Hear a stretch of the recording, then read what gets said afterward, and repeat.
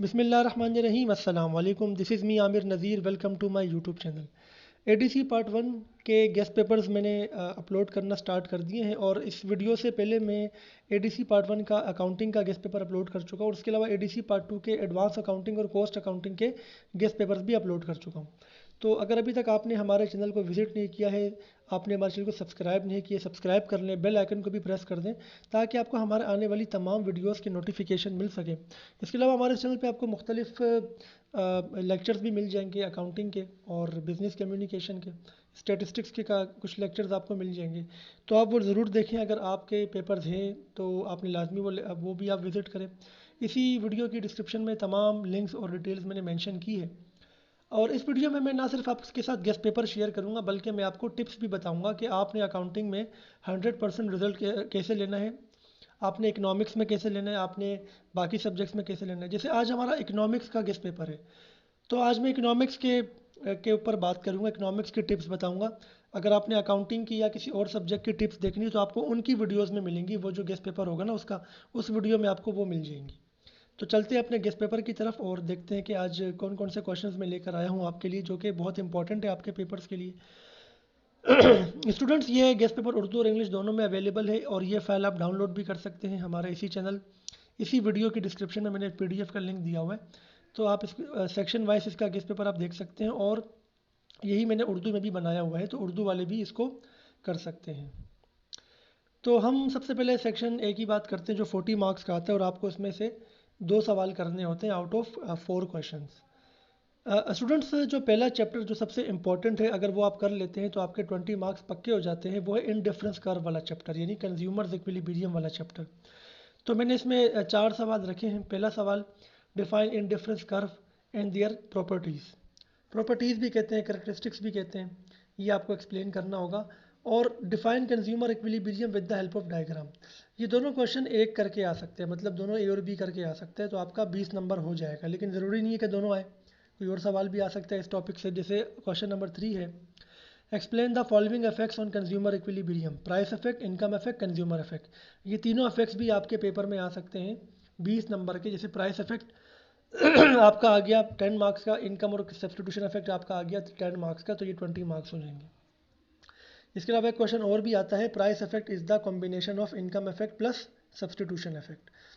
ये इतना important chapter है, अगर आप ये एक चैप्टर कर लेंगे, ये 4 सवाल कर लेंगे तो आपके इंशाल्लाह 20 नंबर पक्के हो जाएंगे।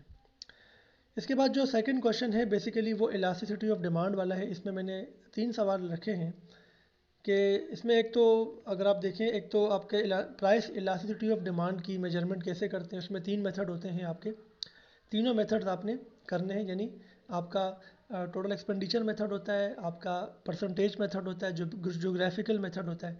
इसी तरीके से जो सेकंड क्वेश्चन है वो है differentiate between income elasticity of demand and cross elasticity of demand, और difference between change in demand, change in quantity demanded. ये 3 बहुत इंपॉर्टेंट क्वेश्चन है। ये नोट में भी आ सकते हैं, शॉर्ट नोट में, तो वहाँ से भी आपको फिर ये करना पड़ेगा। क्वेश्चन नंबर जो हमारा चैप्टर जो नेक्स्ट चैप्टर है, क्वेश्चन नंबर 3, मैंने उसमें सारे क्वेश्चन रखे हैं। तो इसमें 6 सवाल रखने की वजह यह है कि ये इतना इंपॉर्टेंट चैप्टर है कि इसमें आप अगर ये 6 सवाल कर लेते हैं तो क्वेश्चन नंबर 2 आप स्किप कर सकते हैं। मतलब क्वेश्चन नंबर 1 और क्वेश्चन नंबर 3 अगर आप कर लें, यानी 1 के 3 सवाल और 3 के 6 क्वेश्चन, तो आपका पेपर हो जाएगा। ठीक है ना। इसमें जो पहला सवाल है 3 में, परफेक्ट कंपटीशन की आपने डेफिनेशन और करेक्टरिस्टिक्स बतानी है और short run equilibrium under perfect competition बनाना है। उसके बाद differentiate between monopoly and monopolistic competition का क्वेश्चन है। Describe different types of monopolistic competition, जिसमें ओलिगोपोली होती है, ड्यूपोली होती है। Explain the short run equilibrium under monopolistic competition या मोनोपोली। देखो स्टूडेंट्स, मोनोपोली आ जाए या मोनोपोलिस्टिक कंपटीशन आ जाए, दोनों का शॉर्ट रन इक्विलिब्रियम की सेम डायग्राम है। और लॉन्ग रन इक्विलिब्रियम में भी आ सकता है मोनोपोलिस्टिक कंपटीशन। तो स्टूडेंट्स, ये टिप मैं आपको बता रहा हूँ, मोनोपोलिस्टिक कंपटीशन आ जाए या मोनोपोली आ जाए, दोनों में आपको डायग्राम सेम बनानी है और सिर्फ आपने वर्ड वो यूज़ करना है जिसका आप आंसर कर रहे हैं। अगर आप मोनोपोली को एक्सप्लेन करें तो मोनोपोली के वर्ड यूज़ करें आंसर में, मोनोपोलिस्टिक के लिए मोनोपोलिस्टिक को यूज़ करें। ठीक है। इसके अलावा कुछ शॉर्ट नोट्स हैं जो आ सकते हैं, जैसे माइक्रो एंड मैक्रो इकोनॉमिक्स में आ सकता है, इंटरनल एक्सटर्नल इकोनॉमी आ सकता है, लॉ ऑफ रिटर्न्स आ सकते हैं, ISO क्वांट्स आ सकते हैं, ठीक है ना। इसकी प्रॉपर्टीज़ होती हैं और प्रोड्यूसर इक्विलिब्रियम भी होता है इसमें। दोनों क्वेश्चन आप इसमें देख लीजिएगा ISO क्वांट्स में। अगर आप ये शॉर्टली करना चाह रहे हैं कि भाई मैं कम याद करूं, तो क्वेश्चन नंबर 1 और 3 आपको लाजमी करना पड़ेगा। 1 और 3 करके भी आप अपना सेक्शन ए निकाल सकते हैं। उसके बाद हम सेक्शन बी की अगर बात करें तो उसमें भी हमारे पास 4 क्वेश्चन हैं। एक तो आपका नेशनल इनकम का चैप्टर है, जिसमें नेशनल इनकम के डिफरेंट कॉन्सेप्ट्स आपको बताने हैं, उसकी मेजरमेंट का कोई एक मेथड आपको एक्सप्लेन करना है, और circular flow of national income ये भी आपने देख लेना है। सेकंड जो क्वेश्चन है वो, उसमें आपके पास 2 क्वेश्चन है। एक तो आपका केनेजियन थ्योरी ऑफ एम्प्लॉयमेंट है, जिसमें 3 चीज़ें होती हैं। इफेक्टिव डिमांड होता है, एग्रीगेट डिमांड होता है, एग्रीगेट सप्लाई होता है। और जो उसका जो सेकंड पार्ट है उसमें नेशनल इनकम आपने फाइंड आउट करना है AD is equals to AS method से, ठीक है, और S is equals to I method से। ये जो क्वेश्चन नंबर 2 है ना, ये आपको कंफर्म 20 मार्क्स दिलवाएगा। सेक्शन बी में आपको 2 सवाल करने होते हैं, एक सवाल 20 नंबर का होता है। अगर आप क्वेश्चन नंबर 2 में ये दोनों सवाल कर लेते हैं तो 20 नंबर तो पक्के हैं आपके। हो सकता है कि ये दोनों सवाल 20-20 नंबर के आ जाए तो आपके 40 नंबर हो जाएंगे। ये 2 सवाल इतने अहम हैं कि आपको 40 नंबर दिलवा सकते हैं, वरना 20 नंबर तो आपके पक्के हैं। क्वेश्चन नंबर 3 में कॉन्सेप्ट ऑफ मल्टीप्लायर है और कॉन्सेप्ट ऑफ एक्सीलरेशन है, ये भी इंपॉर्टेंट है। और उसके बाद कुछ शॉर्ट नोट है, जैसे ऑटोनोमस एंड इंड्यूस इन्वेस्टमेंट है, MPC एंड MPS है, बिजनेस साइकिल है, monetary policy and fiscal policy है, इन्फ्लेशनरी एंड डिफ्लेशनरी गैप है, एंड टाइप्स ऑफ अनएम्प्लॉयमेंट है। और ये आप कर लेंगे मेरा ख्याल है। अगर आप क्वेश्चन नंबर 2 कर लें और क्वेश्चन नंबर 4 कर लें ना, 4 में जो ये आपको दिया हुआ है, जो नोट्स दिए हुए हैं, तो आपका आराम से जो है ना सेक्शन बी हो जाएगा। उसके बाद अगर हम सेक्शन सी की बात करें तो उसमें आपको सिर्फ 2 सवाल करने हैं। एक तो इस्लामिक इकनॉमिक सिस्टम के फीचर्स बताने, और दूसरा objective of Islamic economic system बताने, ठीक है ना। ये बहुत इंपॉर्टेंट है। अब हम टिप्स की बात करते हैं। देखिए सेक्शन सी से हम स्टार्ट करते हैं। सेक्शन सी में अगर आपका सवाल इस्लामिक इकनॉमिक सिस्टम का आ गया, फीचर्स 20 नंबर का, तो आपने कितनी हेडिंग्स करनी है? आपने करनी 10 हेडिंग्स। पहले तो आप पेपर की वो समझ लें, पेपर की टाइम मैनेजमेंट को, कि आपका ये 3 घंटे का पेपर होता है, लेकिन आपने पेपर को 2.5 घंटे का अज्यूम करना है। इसकी वजह ये कि आधा घंटा आपने अपना मार्जिन रखना है कि आपको पेपर मिलता है, आप उसको फिलअप करते हैं फ्रंट पेज उसका, कभी कभी लेट भी मिलता है, तो आपने आधा घंटा साइड पे करना है और आपने आपने पेपर को 2.5 घंटे का समझना है।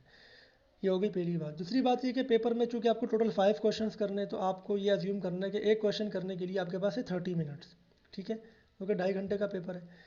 और अगर एक क्वेश्चन में 2 पार्ट हैं A और B, तो एक पार्ट को करने के लिए 15 मिनट, यानी अगर आपको 15 मिनट में 10 नंबर का पार्ट करना होगा, तो इस तरीके से आधे घंटे में एक क्वेश्चन पूरा हो जाएगा। सेक्शन सी सबसे पहले करें क्योंकि ये सबसे ईजी होता है, कोई इसमें डायग्राम नहीं बनानी होती है, और अगर ये आधे घंटे से भी पहले हो सकते हैं, यानी आपसे आपका टाइम यहाँ से बच जाएगा। और भी और करने का तरीका ये है कि अगर आपसे 20 नंबर का फीचर पूछ लेता है तो आपने 20 हेडिंग्स डिफाइन नहीं करनी, आपने 10 हेडिंग डिफाइन करनी है, और एक हेडिंग आपकी 5 से 6 लाइनों से ज़्यादा नहीं होनी चाहिए, ठीक है।